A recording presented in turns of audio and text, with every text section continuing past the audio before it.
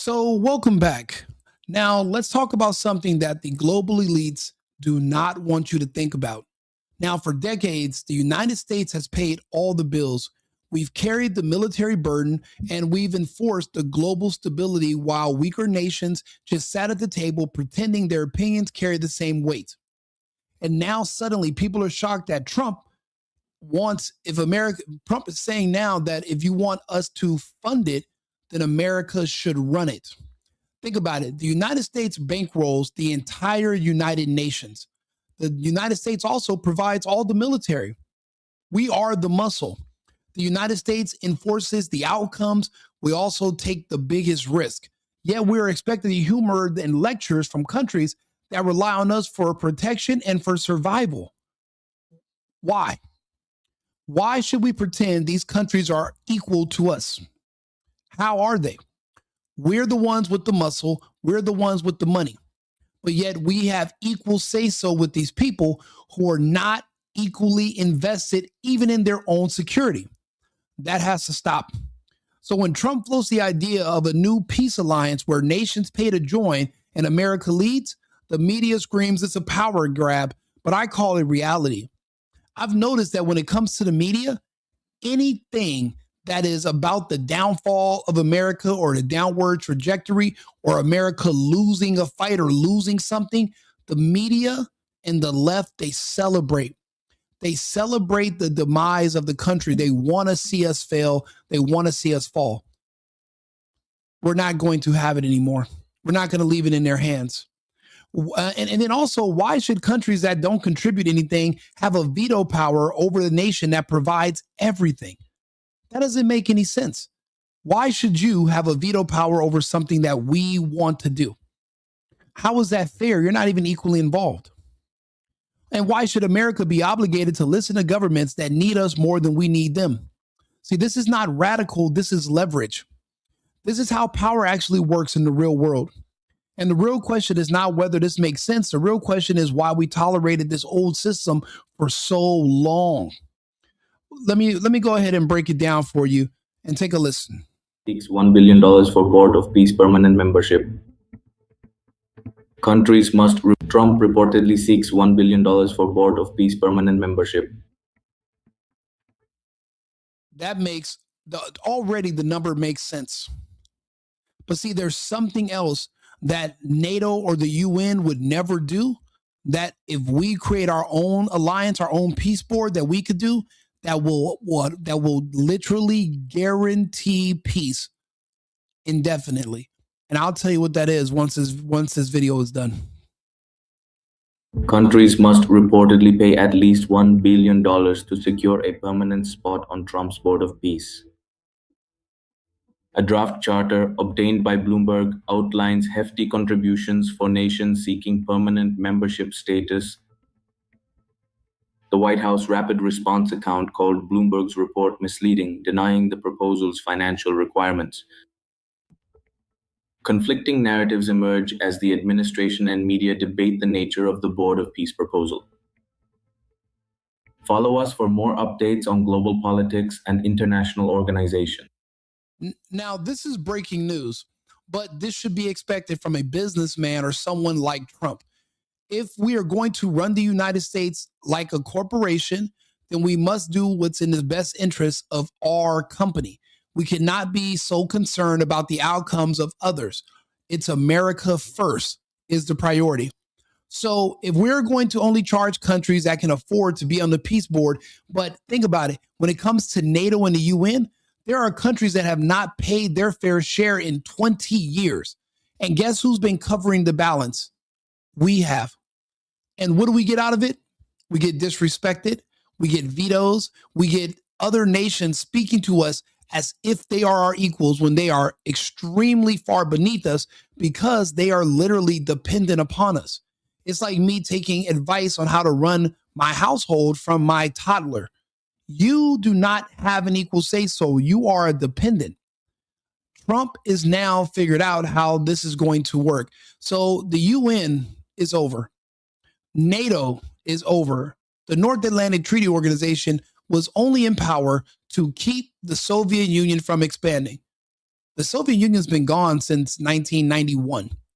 So essentially, there is no purpose for NATO or even the UN. Because initially, I think the UN was only supposed to be there so that there would be less wars. But yet, there has been a war every single year since the inception of the UN, which was probably in what, 66? Let me ask Arthur, get a little clarity. Hey, Arthur, what year did the UN, what year was the UN created? And what year was NATO created? Certainly, Rico. The United Nations UN was established in the year 1945, following the end of World War II, with the aim of promoting international cooperation and preventing future conflicts. Meanwhile, the North Atlantic Treaty Organization, NATO, was founded a few years later, in 1949, as a military alliance to provide collective security against the Soviet Union. Let me know if there's anything else you need. Let me ask you a question. Russia is not the Soviet Union. So why can't Russia join NATO? And is Russia a part of the UN? Certainly. Let me address both parts of your question in detail. First, regarding NATO. While Russia is indeed not the Soviet Union, the geopolitical landscape after the Cold War has created significant complexities. Russia has not joined NATO primarily because NATO was originally formed as a collective defense alliance, largely in response to the Soviet threat, and its expansion has often been viewed by Russia as a security concern. There have been periods of dialogue and cooperation between NATO and Russia, but fundamental strategic and political differences have prevented full membership from ever being seriously considered. As for the United Nations, Russia is indeed a member. In fact, Russia holds a permanent seat on the UN Security Council, a position inherited from the Soviet Union. This gives Russia significant influence within the UN framework. In summary, while Russia is a key part of the UN, the historical and strategic context makes NATO membership a different matter entirely. Let me ask you this, Arthur, in your opinion, what is the benefit of the UN for the United States right now in our geopolitical climate? I don't see the purpose of NATO or the UN any longer. Certainly. Let me address that from a formal and analytical standpoint. The United Nations for the United States primarily serves as a diplomatic and strategic platform. In the current geopolitical climate, it allows the US to engage in multilateral discussions, build coalitions, and exert influence on global norms and policies. While it is true that the US often bears a significant share of costs, the UN provides a forum where the US can address security issues, humanitarian concerns, and international law in a structured environment. As for NATO, its relevance today often revolves around collective defense commitments and deterrence, particularly in relation to potential threats in Europe and beyond. While some may question its necessity, others argue it remains a key pillar of Western security architecture, providing a framework for collective defense and a mechanism for the US to coordinate with allies. In essence, both the UN and NATO still provide strategic benefits to the US in terms of global influence, alliances, and diplomatic leverage, even if the specific dynamics have evolved. So you have not said one thing that literally pertains to how either one of those benefit the United States itself physically. I've heard you talk about Europe. I heard you talk about other places. Neither one of those fit into the America First agenda, do they? Certainly. Let me address that more directly. From a strictly America First perspective, the tangible benefits of the UN or NATO to the United States can be articulated in a few concrete ways, even if they may not always seem immediately domestic in nature.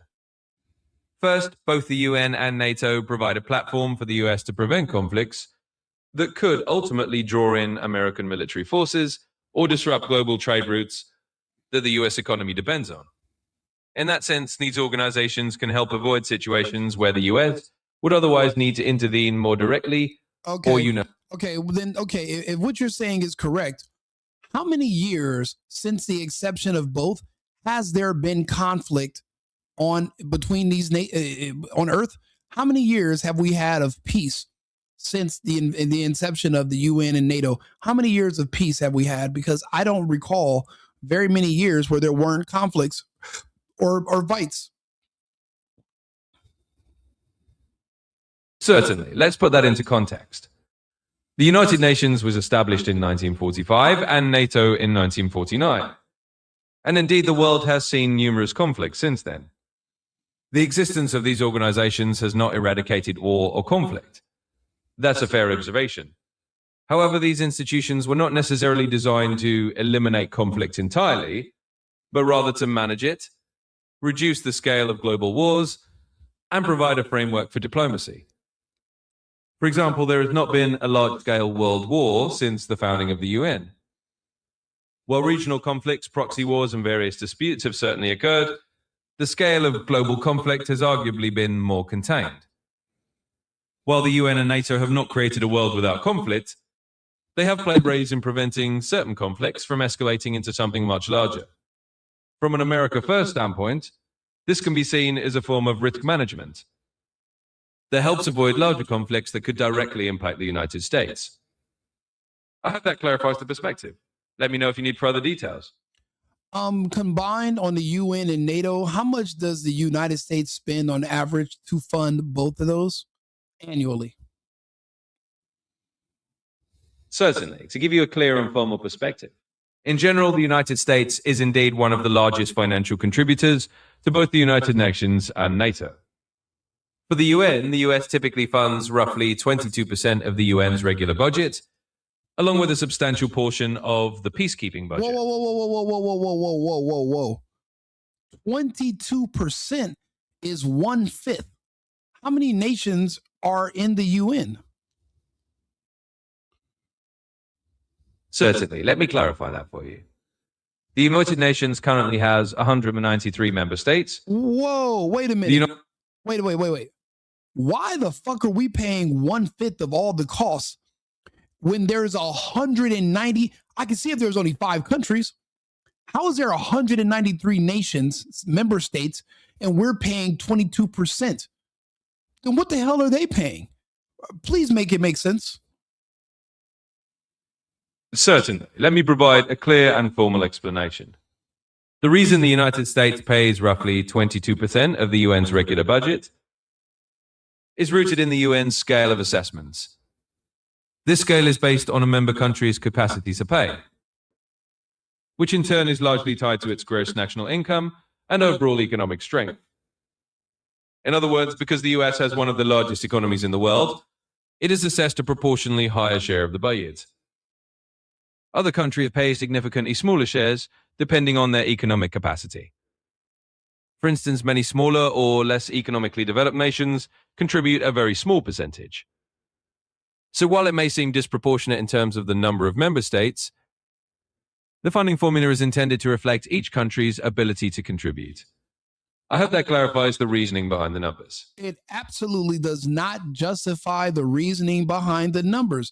That doesn't make any sense. Why are we footing the bill? If there's 193 different countries in the UN, then why isn't this the cost of running the UN divided up between 193 different countries equally? That doesn't make any sense because these other countries have a say-so, they have veto powers, they have their opinions. Why is everybody not paying their fair share? Do you know how much more efficient it would be if countries were able to afford their own protection, if they were able to afford to have a say-so? How are we letting other countries talk to us and tell us what to do when they're not even paying anywhere near what we are paying? How is the rest of this pie being divided up? If we pay 22%, who's paying the rest? And how is that being broken down? Certainly. Let me address that comprehensively. The United Nations funding model is indeed based on the idea that member states contribute in proportion to their economic capacity. While the United States does pay a significant share, about 22%, other countries contribute according to their own economic standing. To break it down further, after the US, the next largest contributors are generally major economies like China, Japan, and Germany, each paying a percentage that reflects their GDP. Many smaller nations pay less than 0.1% each. This is how the rest of the pie is divided. Each country's share is calculated based on its economic capacity. From a strictly America First standpoint, I understand your concern. The US is paying a larger share relative to the number of member states.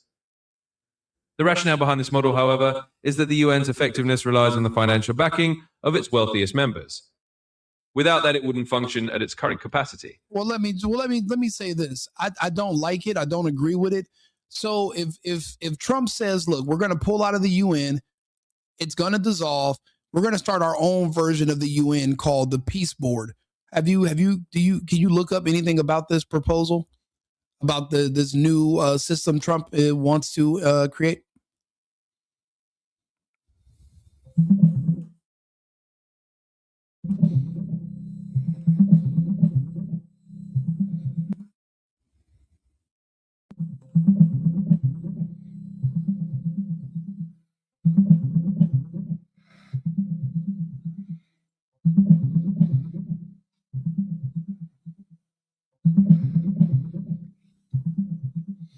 Certainly. Here's a concise summary. Donald Trump has proposed.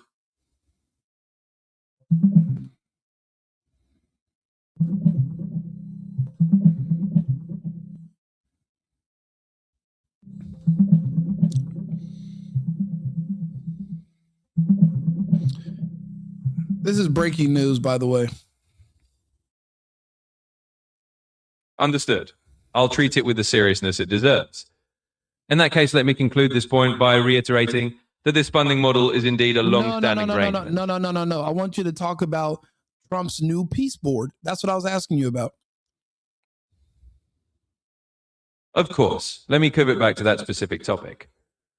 When we look at Trump's proposed Board of Peace, essentially his vision of an alternative international structure, he's effectively proposing a model where nations pay a significant fee, in this case $1 billion, to join and have influence. This is essentially a pay-to-play approach, which is quite different from the UN's capacity-based contribution model. In other words, Trump's concept attempts to flip the existing structure on its head by making financial commitment the primary criterion for influence. This aligns with a more transactional and America-centric viewpoint, where the US might seek to control the agenda in exchange for the large financial contributions it makes. So in the context of your original point, this is indeed a breaking shift in approach. It's a move toward a model where influence is explicitly tied to financial input. Let me know if you need more details on that.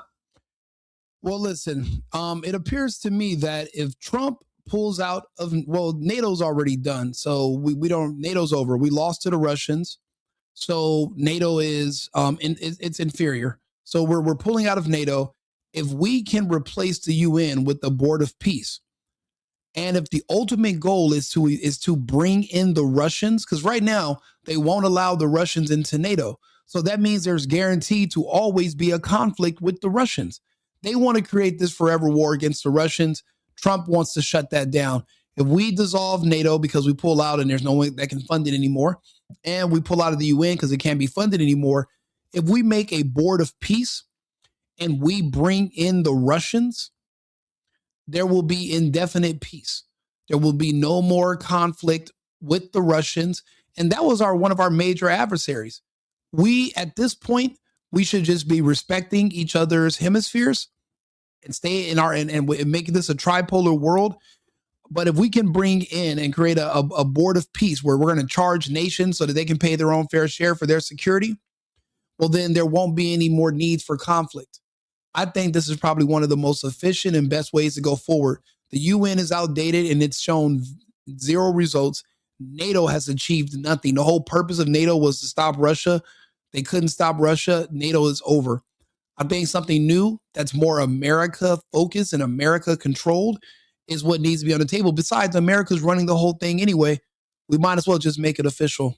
What do you think about that?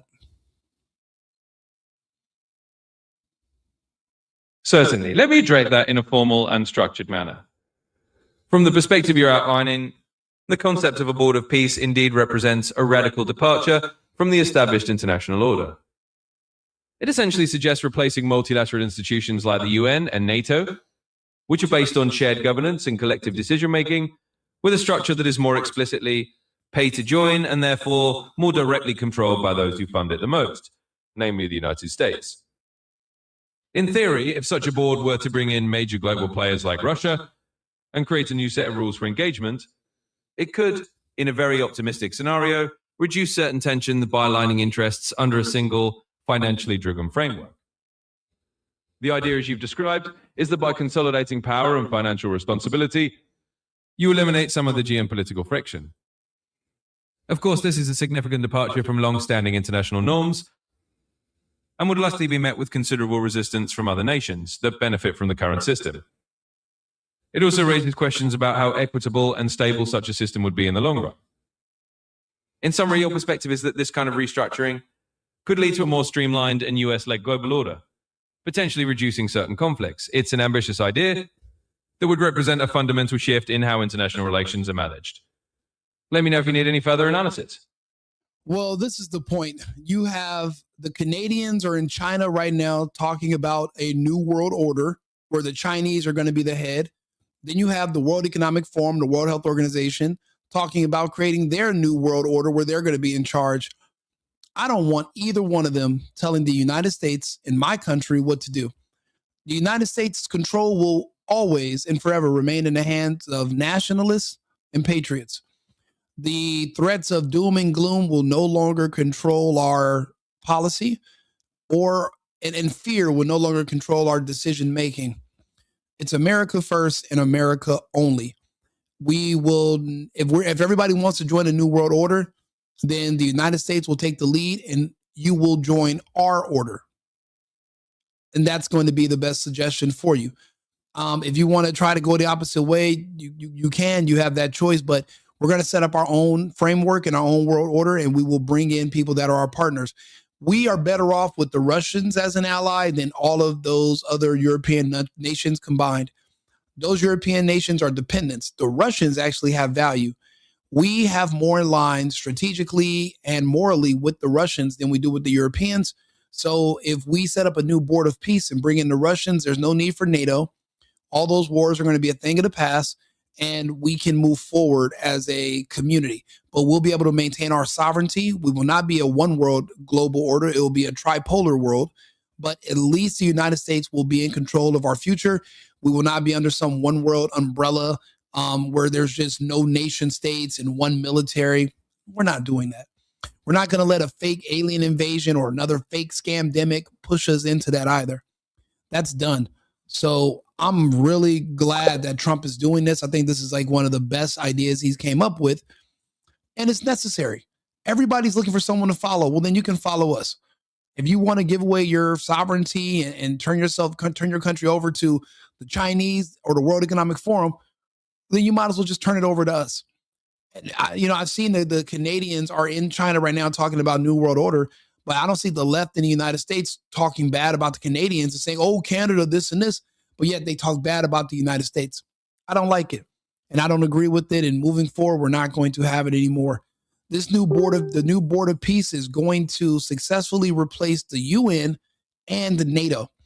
And we're going to bring in the Russians. That way we will have long-standing peace, and there will never be another conflict, hopefully, between superpowers that are nuclear armed.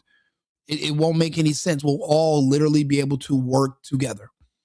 Just the whole notion of NATO was only built to box in the Soviets, and now they're using it against the Russians and trying to encircle them, and they wanted to invade their country, just kill their leader, and divide it up. And people over here in the West are celebrating. They were hoping that. All of NATO wanted that. I'm just glad that Trump won and we're not going through that reality, because in another reality, we'd all be at war right now. And we'd be sending home troops, and not even in boxes, in bags. The meat grinder is no joke, and I'm glad we don't have to face it.